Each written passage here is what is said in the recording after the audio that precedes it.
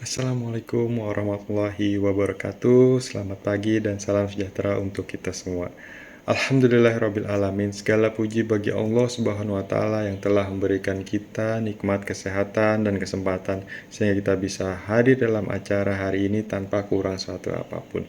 Salawat serta salam semoga senantiasa tercurahkan kepada junjungan kita Nabi Muhammad SAW.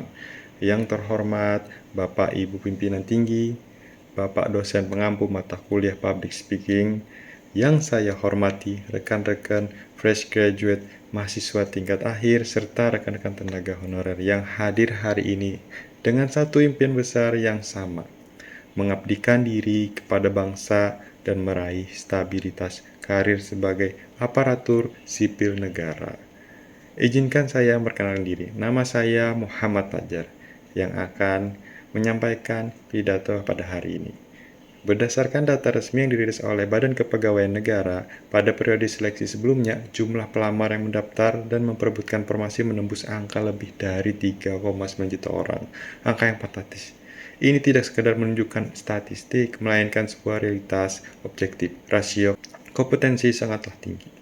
Di tengah lautan pelamar tersebut, persiapan yang sekedarnya adalah resep terbaik menuju kegagalan. Seleksi CPNS ini bukan lagi ajang spekulasi atau sekedar adu keberuntungan. Ini adalah sebuah sistem kompetensi terukur yang membutuhkan strategi matang sejak dini.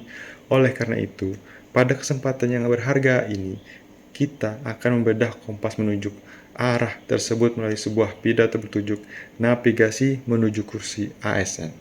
Strategi teknis menaklukkan seleksi CPNS 2026. Pilar pertama, ketelitian administrasi dan pemetaan peluang formasi. Rekan-rekan seperjuangan, langkah pertama menunjukkan menavigasi kompetensi ini dimulai dari pilar administratif. Banyak petarung tangguh yang justru gugur di medan pertama sebelum sempat menyentuh keyboard komputer ujian hanya karena kecerobohan administratif, seperti kesalahan pembuahan e-materai atau dokumen yang buram. Namun di balik ketatnya administrasi pemerintah sesungguhnya membuka pintu peluang yang lebar berdasarkan analisis formasi prioritas yang dipublikasikan oleh Museum University. Pemerintah memproyeksikan sekitar 160.000 formasi yang difokuskan secara masif kepada 3 sektor. Yang pertama, talenta digital, kedua, tenaga kesehatan, dan ketiga, tenaga pendidikan. Guna mendukung transformasi sistem pemerintahan berbasis elektronik atau SPBE. Manfaat data alokasi ini untuk menentukan formasi mana yang memiliki peluang kelulusan paling optimal berdasarkan kompetensi linear Anda, rekan-rekan sekalian.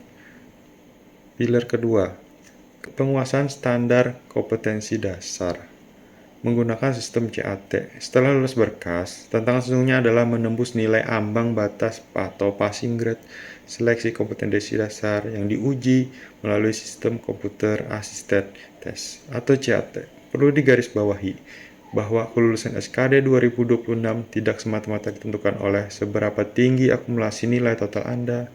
Kelulusan sejati didasarkan pada kemampuan Anda rekan-rekan melalui nilai minimal di setiap subtes tanpa terkecuali.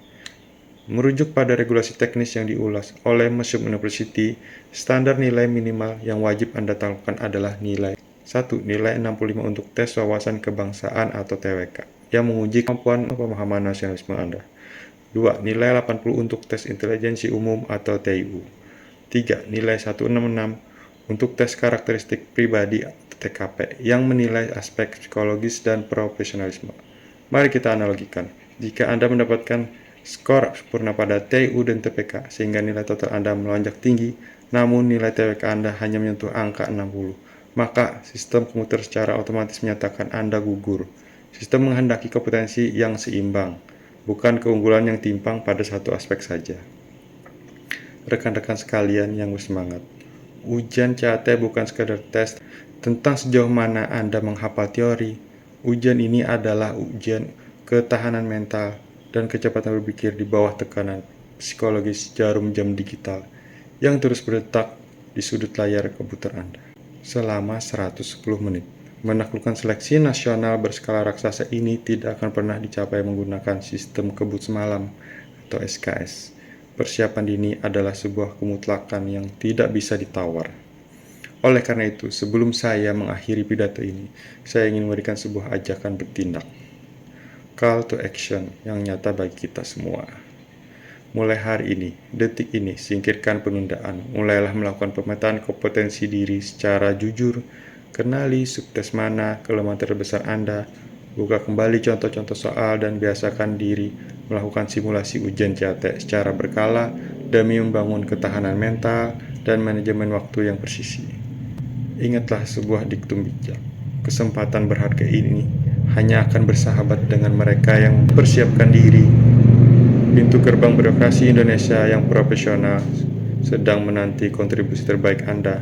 Mari kita persiapkan strategi terbaik kita, navigasikan arah dengan tepat, dan sampai jumpa di kursi aparatur sipil negara tahun 2026. Terima kasih atas perhatian rekan-rekan sekalian, selamat berjuang dan semoga sukses. Wassalamualaikum warahmatullahi wabarakatuh.